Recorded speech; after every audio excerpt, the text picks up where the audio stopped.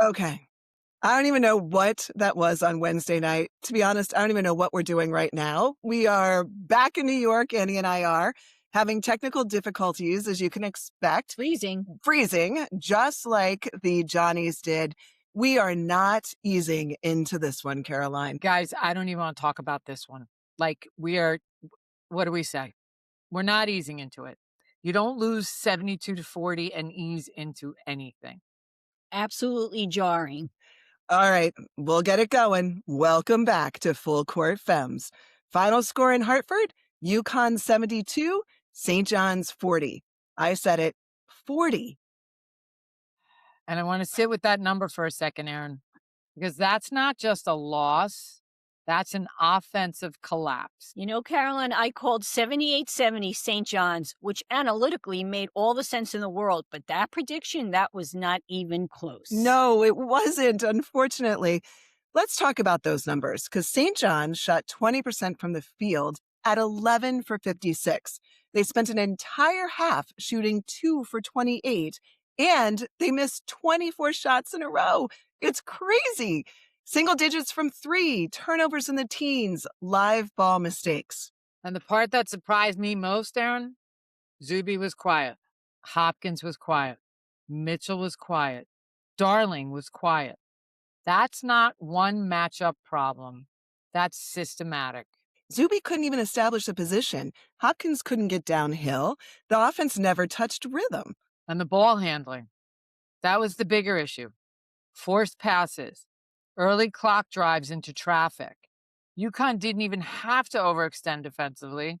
They just waited. Well, okay, and we have to say it, because Terrace Reed was tremendous. He had interior presence, second chances, controlled space. It was unbelievable. It wasn't the same guy that showed up in the first game. He was incredible on Wednesday night. He dictated the tone early. And once UConn had physical control, the game never reset for the Johnnies. Well, we're going to have to reset because I was so excited to announce the bold predictions outcome for this game. They were good. We had great ones on the board. And as you know, all of them failed. They didn't hit. We're not going to relitigate this, Caroline. We're just going to keep going on. There's no need to, Erin. The takeaway isn't the misses. It's how St. John's responds. It is how they respond, because now this is a huge moment for the Johnnies. It becomes massive. Villanova at the Garden tomorrow. Opportunity to get right back into first place. And you know, ladies, you don't get many bounce back games this meaningful. So we've unpacked it. We've talked about Hartford. We've sat in it for a bit. We've sat together in it for a while. But now we have to zoom out, because this is bigger than just one loss. Way bigger, Erin. This is conference math now. And you know, the math is pretty uncomfortable. Well, because UConn has already beaten Villanova twice. They split with St. John's. They lost to Creighton. And St. John's split with UConn, lost to Providence, beat Villanova one time. So if both teams handle their business as they should, we're staring at a potential tie at the top of the Big East. And Caroline, here's where it gets technical. If St. John's and UConn split their season series, which they did, the tiebreaker goes head-to-head against the next highest team in the standings, descending order. Which means this Villanova game really does matter, Annie. It does matter, because UConn already beat them twice. So if St. John's drop this Villanova game, they lose leverage.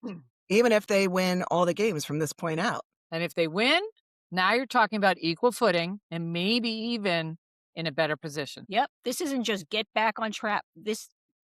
On track. This is positioning. This is chess. It comes down to who handled the next tier better. And that tier starts with Villanova tomorrow. Which means Saturday is an emotional response. It's a strategic response. All right. So if the Johnnies want first place outright, you have to protect this game, because the Creighton loss for UConn only matters if they beat Villanova. The tiebreaker won't care how good your win streak was. It'll care who you beat. And we must beat the Wildcats. So let's look at how they have been performing the last few games of February. Yes, Erin. Villanova isn't trying to outrun you. They're trying to outlast you. And their offense is built around Lewis as the organizer, Perkins as the pressure scorer, and Brennan as the spacing connector piece. And you can see it, Annie, when you line up their last 3 reference points, right? Start with UConn. They've lost to them twice. Both games turned into low-scoring, half-court possessions. Lewis had to create late clock looks. Perkins saw crowded lanes. And Brennan didn't get a steady rhythm of clean and catch and shoot opportunities because UConn controlled the glass and limited second chances. That's how you squeeze Villanova into the low 60s. All right, Caroline, but now we got to flip it to Butler on February 25th. Totally different tone. Villanova scores better, plays cleaner, and the ball sticks less. Lewis is more of a table setter in this game. Steady assist creation, fewer wasted possessions. Perkins gets cleaner scoring chances because the defense is rotating. And Brennan's spacing matters more because Villanova is getting paint touches first. That's their best version, Erin. Low turnovers, patient offense, and spacing that stays intact for 30 or more minutes. When they keep it clean, they make you guard the whole clock. So let's take a look then at how they performed against the Johnnies on January 17th. That game looked much closer to the UConn template than the Butler one. St. John's disrupted the organization. Perkins led in scoring but didn't have the rhythm with the rest of the scorers. Lewis didn't get to run the game, and turnovers became an issue for the Wildcats. Brennan had moments, but as we saw, nothing was sustained. And the difference was possession control. St. John's won the turnover margin, finished defensive possessions, and forced Villanova into tougher late clock shots, none of which they did Wednesday night against UConn. That's not chaos defense, that's disciplined defense. And Caroline, that's what Saturday is. Villanova doesn't beat you by speeding you up. They beat you by making you impatient. If Lewis gets comfortable, they get organized. If Brennan gets downhill early, they get confident.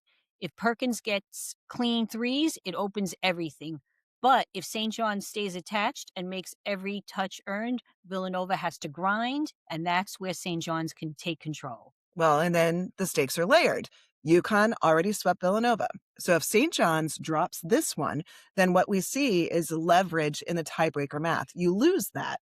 So, Erin, that makes this less a bounce-back energy and more standings leverage. All right, so the question now isn't, can they beat Villanova? Because, quite frankly, they already did. They know how to beat Villanova. The question is, which version of St. John's shows up tomorrow? Is it the Hartford version, which we never want to see again, or the January discipline version?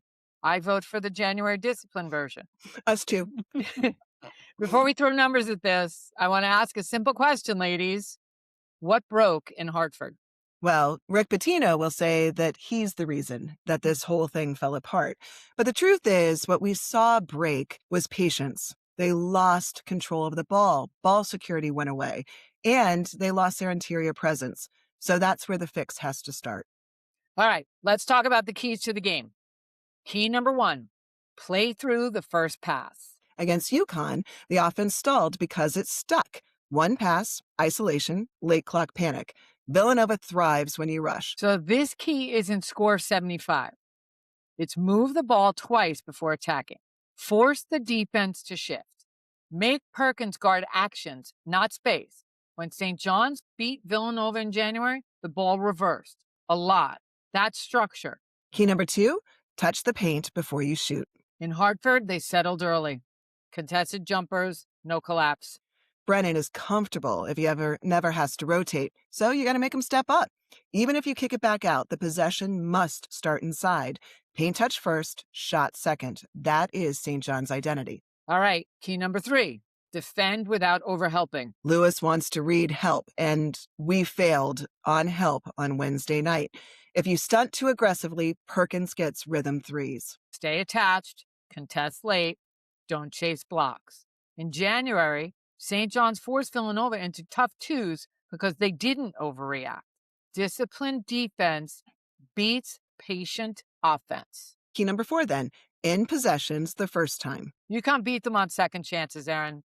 Villanova won't overwhelm you physically, but Brennan will steal 2 or 3 possessions if you relax. So it's clear to us. I hope it's clear to them. One shot and out.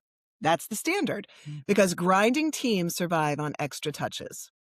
All right, key number 5, control the last 4 minutes.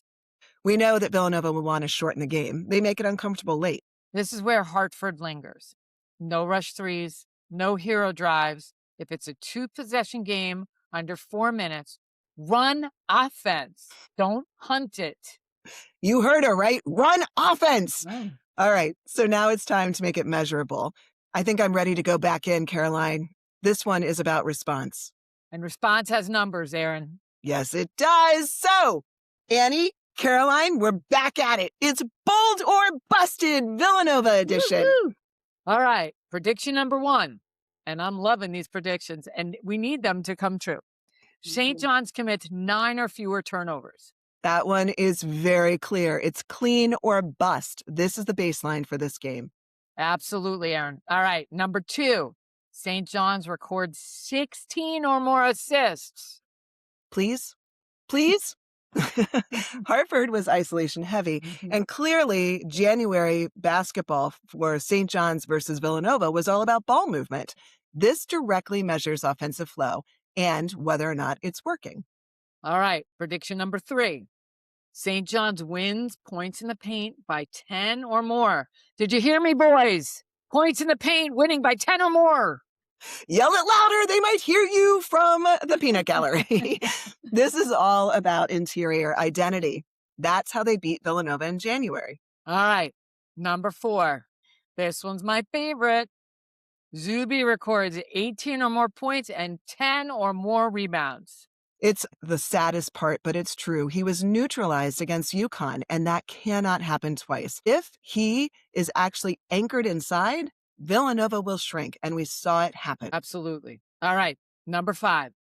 From my lips, right? 3 St. John's players score in double figures.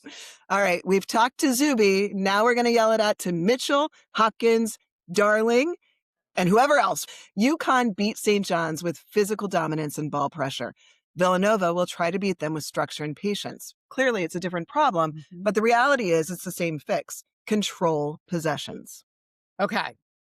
So if all that actually shows up, if the ball moves, if the paint gets touched, if rebounding holds, it doesn't look like Hartford at all. No, exactly, Caroline.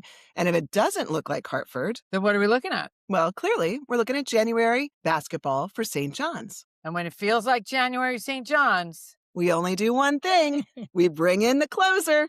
that's you, Annie. All right, Caroline and Erin, here's the thing. Villanova is not going to let this get wild. They're going to walk it up. Lewis is going to organize every possession. Perkins is going to float around the arc, waiting for space, that is. And Brennan is going to try to make this physical inside. All right, so this just doesn't sound like a run them out of the building type of night then, Annie. No, it's not, Erin. It's a patience night, but I don't think St. John's panics again. I think Hartford sharpened them. And that's the key there, Annie, what you just said. I believe St. John's panicked on Wednesday night. You heard Rick say it in one of the timeouts. And that doesn't feel like identity basketball. No, But it felt hopefully like a it's wake-up wake-up call. Yep. Exactly. That's exactly right. And if they take care of the ball and win the glass, even by a little, the offense will look normal again. Not explosive, normal, balanced. All right. What's the number, Annie? Give it to us. Here we go. I'm ready for the 80s, and I think they get back into the 80s, not runaway, but firm. I have St. John's 84, Villanova 78. Holy cow. 6-point feels right, though, Annie. It does, and that's not separation, chaos. It is separation without chaos. And that keeps the conference math alive. If it lands on your prediction, Annie, that's not just a win, that's a correction. Actually, Caroline, that's stability. And that's exactly what we need to stay in the first place conversation. But there's no breathing room. Because next up, Georgetown at the Garden on Tuesday, March 3rd. Georgetown's been scrappy all year. They'll stretch the floor, they'll shoot volume threes, and they're not coming in scared. Quite frankly, they've got nothing to lose. And Erin, that's the trap game if you're not careful. Emotional bounce back against Villanova. Then you relax. No, I don't think so. You just cannot. Especially with the standings this tight. Every possession matters now. So let's just step it back. What do we need to do? In order to win the Big East outright, they've got to stack these wins. There can't be any dips. There can't be any emotional hangovers. So first, Villanova, respond. Then Georgetown, protect the Garden. And keep the math working in your favor. Subscribe to Full Court Femmes. Apple Podcasts, Spotify, or YouTube. No hype, all hoops. Let's go, Johnnies! Woohoo!